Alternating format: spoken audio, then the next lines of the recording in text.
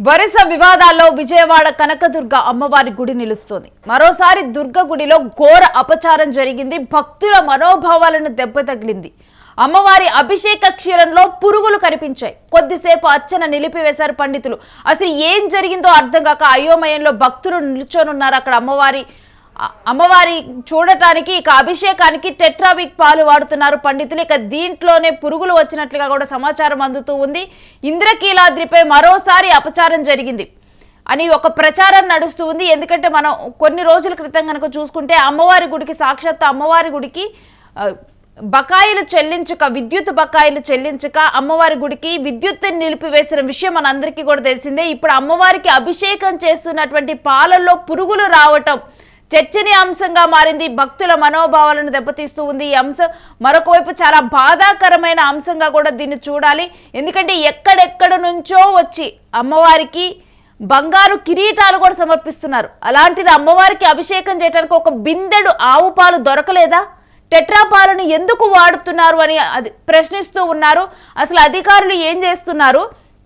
దుర్గగుడిలో ఏం జరుగుతుంది? 100 కోట్ల టర్న్ ఓవర్ ఉన్న అమ్మవారికి అభిషేకం చేయటానికి ప్యూర్గా ఆవు పాలు దొరకటం లేదా? మనం చూస్తే కనుక చిన్న చిన్న ఆలయాలలో కూడా ఇక్కడ ప్యాకెట్ పాలు నిషేధం, టెట్రా ప్యాకెట్ పాలు వాడబడవు అంటూ కూడా పక్కనే ఒక ఆవు నుంచి అక్కడ నుంచి కూడా పాలు కొనుక్కొని వచ్చేలాగా కూడా కొన్ని గుళ్ళల్లో సదుపాయాలు ఏర్పాటు చేస్తున్నారు. అలాంటిది టీటీడీ 2 ఆవుల్ని ఒక పథకంలో భాగంగా 2 ఆవులను కూడా ఇచ్చింది అమ్మవారి గుడికి. అలాంటిది ఎందుకు అమ్మవారికి ఆవు పాలు దొరకటం లేదు? విజయవాడ మొత్తంలో ఒక బిందెడు ఆవు పాలు అమ్మవారికి దొరకలేదా? టెట్రా పాలని ఎందుకు వాడుతున్నారు? టెట్రా ప్యాకెట్ పాలు ఆలయంలో శ్రీ చక్ర నవ వరార్చనలో అభిషేకానికి వినియోగించే గోక్షీరంలో పురుగులు కనిపించడంతో వేద పండితులు అర్చనను కొద్దిసేపు నిలిపివేశారు.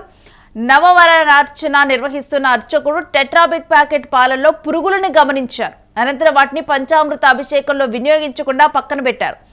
ఇదే పంచామృత అభిషేకం నిర్వహించిన తర్వాత దాన్ని తీర్థంగా కూడా భక్తులకు ఇస్తూ ఉంటారు. అలాంటిది గమనించిన వెంటనే కూడా ఆలయ అర్చకులైతే ఆపివేశారు. కానీ ఎంతో నిష్ణాతులైన ఆలయ పండితులు ఉంటారు. అలాంటిది అమ్మవారికి ప్యాకెట్ పాలను వాడకూడదు అన్న విషయం వాళ్ళకి తెలిసే ఉంటుంది. అయినా కానీ ఎందుకు నిర్లక్ష్యం వహించారు? ప్రత్యాయంగా ఆవు పాల కోసం ఆలయ వాట్సాప్ గ్రూప్లో ఓ సందేశాన్ని పంపించారు. ఇందుకోసం కొద్దిసేపు పూజను నిలిపివేశారు. మరొక వైపు ఉన్నట్టుండి కూడా ఎందుకు పూజను నిలిపివేశారు అంటూ కూడా అక్కడ ఉన్నటువంటి భక్తులకి ఏమీ తెలియని పరిస్థితి ఏర్పడింది. వాళ్ళందరూ కూడా ఆందోళన చెందారు. దాదాపు అరగంట పాటు అర్చన మధ్యలో ఆగిపోయింది. ఇక అరగంట సేపు కూడా భక్తులు అదే విధంగా క్యూలో నుంచొని ఉన్నారు. అమ్మవారి అభిషేకానికి స్వచ్ఛమైన పాలను వాడాల్సి ఉంటుంది. టెట్రాబిక్ పాలు వాడుతున్న విషయం ఇప్పుడు వెలుగులోకి వచ్చింది. ఒక్కసారిగా కూడా ఈ విషయం తెలుసుకున్న భక్తులు ఆశ్చర్యపోయారు.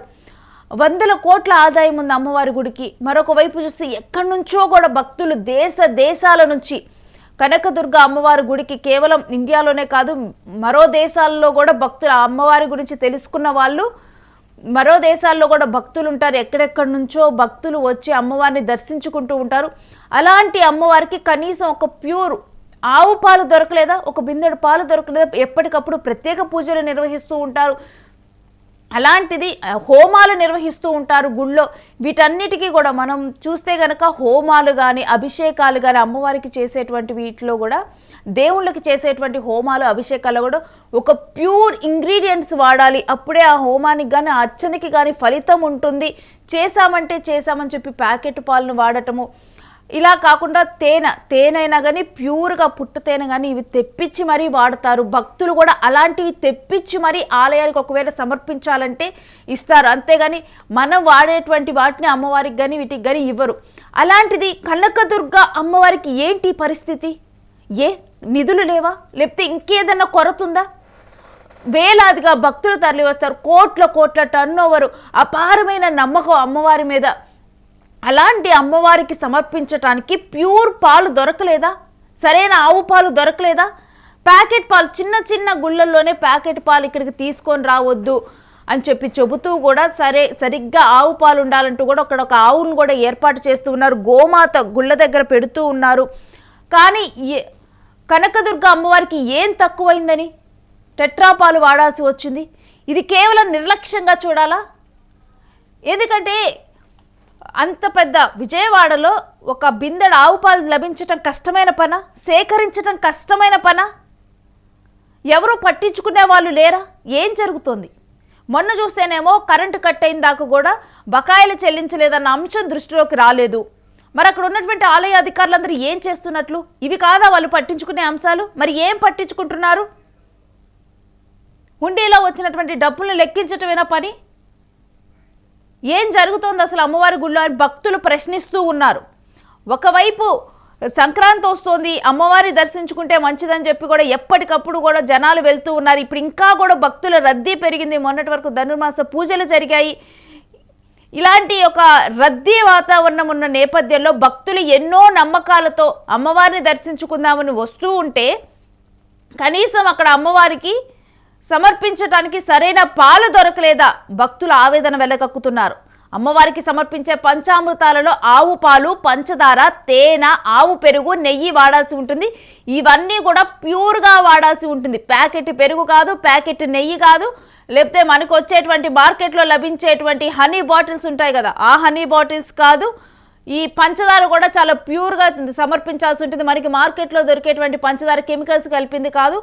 ఆవు పాలు కూడా ఆవు నుంచి సేకరించినటువంటి ఆవు పాలు. చాలా గుళ్ళకు కూడా ఇలాంటి పెద్ద, ఇప్పుడు మనం తిరుమల తిరుపతి దేవస్థానంలో చూస్తే ఒక గోశాలే ఉంటుంది. చాలా టెంపుల్స్కి కూడా పెద్ద పెద్ద ఇలాంటి టెంపుల్స్ అన్నిటికీ గోశాల ఉంటుంది. అలాంటిది టీటీడీఏ 2 ఆవులను కూడా ఇచ్చింది. సరే, ఆ ఆవులు ఒకవేళ ఈ సమయంలో పాలు ఇవ్వట్లేదని అనుకుందాము. మరి అలాంటప్పుడు వేరే ఆవులు ఉంటాయి కదా, వేరే ఆవులనైనా కొనొచ్చు, లేదంటే ప్యూర్గా ఇచ్చే వాళ్ళ దగ్గర నుంచైనా సేకరించవచ్చు, అలాంటివి వాడచ్చు. ఎందుకు కనకదుర్గ అమ్మవారికి ఏం తక్కువైంది? ఏం లోటైంది? ఎందుకు నిష్ణాతులైన పండితులు ఉన్నారు, వీరందరూ ఉన్నారు, అయినప్పటికీ కూడా టెట్రా పాలు వాడాల్సిన పరిస్థితి ఏమొచ్చింది? ఆ పాలు వాడకూడదని తెలియదా? ఏం జరుగుతోంది? ఇక టెట్రాపిక్ పాలు వాడటం పట్ల భక్తులు ఆవేదన వెలగక్కుతున్నారు. అసలు ఏం జరుగుతుంది ఆలయాల్లో? ఏమవుతోంది? ఎంతో నమ్మకాలతో వెళ్తున్నాము, ఎంతో ఘనంగా పూజలు జరుగుతాయి అనుకుంటున్నాం. అలాంటిది నా తల్లికి, అమ్మవారికి ఇలాంటిదా సమర్పించేది అని ఒక్కొక్కరు కూడా ఆవేదన వెళ్ళగక్కుతూ ఉన్నారు. అమ్మలను కన్నా అమ్మగా చెప్పుకునేటువంటి దుర్గామాతని సాక్షాత్తు కూడా ఆమె సజీవంగా కూడా పైన కొలువు తీరింది అని నమ్ముతారు. ఆమె కొలువు తీరి మొత్తాన్ని కూడా కాపాడుతుంది, ఈ సృష్టికి మూల కారణం ఆమె అని చెప్పి నమ్ముతారు. అలాంటి అమ్మవారికి పాలు సమర్పించడానికి సరైన పాలు దొరకలేదా? ఏం జరుగుతోందంటూ కూడా భక్తులు ప్రశ్నిస్తున్నారు, ఆవేదన వెళ్ళగక్కుతున్నారు. శుక్రవారం పూట మనం గతంలో కనుక చూసుకుంటే ఒక చీరలు, అమ్మవారి చీరల విషయంలో కూడా ఒక వివాదం తలెత్తింది. దాంట్లో కూడా స్కామ్ జరిగిందంటూ కూడా బయటకు వచ్చింది. ఆ తర్వాత అక్కడ కరెంటు కోత. ఇప్పుడు చూస్తేనేమో ఈ విధంగా టెట్రాపాల్ అంశం వరుసగా కూడా వివాదాల్లో చిక్కుకుంటుంది దుర్గగుడి. ఇది భక్తుల మనోభావాల్ని దెబ్బతీస్తూ ఉంది. భక్తులు ఎంతో ప్రగాఢ విశ్వాసంతో, నమ్మకంతో అక్కడికి వస్తూ ఉంటారు. అలాంటిది ఈ విధమైన అంశాలు చోటు చేసుకుంటూ ఉంటుంటే ఒక్కొక్కరు కూడా ఎంత బాధ వెలగక్కుతున్నారంటే, సాక్షాత్తు కూడా ఈ విషయం తెలిసిన తర్వాత ఈ విషయం నెట్టింట్లో వైరల్ అవుతూ ఉంది. దీని కింద భక్తుల ఆవేదన వెళ్ళగక్కుతూ కూడా వాళ్ళు కామెంట్స్ చేస్తూ ఉన్నారు. మరొక వైపు అసలు ఏం చేస్తున్నారు అధికారులు? అక్కడ ఉన్నటువంటి అధికారులు ఈ విషయాల మీద దృష్టి సారించడం లేదా, దీనికి సమాధానం చెప్పాలి అంటూ కూడా వాళ్ళు ప్రశ్నిస్తున్నారు. ఈ విషయాన్ని దుర్గగుడి చైర్మన్ బుర్రా రాధాకృష్ణ సమీక్షిస్తూ ఉన్నారు. ప్రస్తుతానికి కఠిన చర్యలు తీసుకుంటామని చైర్మన్ రాధాకృష్ణ ఒక ప్రకటనలో తెలిపారు. అయితే ఇక్కడ ప్రశ్నిస్తుంది ఏంటంటే, ఇక్కడ టెట్రా పాలు వాడుతున్నారు అన్న విషయం తెలీదా? ఇదే ప్రశ్నిస్తూ ఉన్నారు భక్తులు. దీనికి మాత్రం ఆలయ కమిటీ కానీ, ఆలయ అధికారులు కానీ సమాధానం చెప్పాల్సిన అవసరం భక్తులకు ఉంది.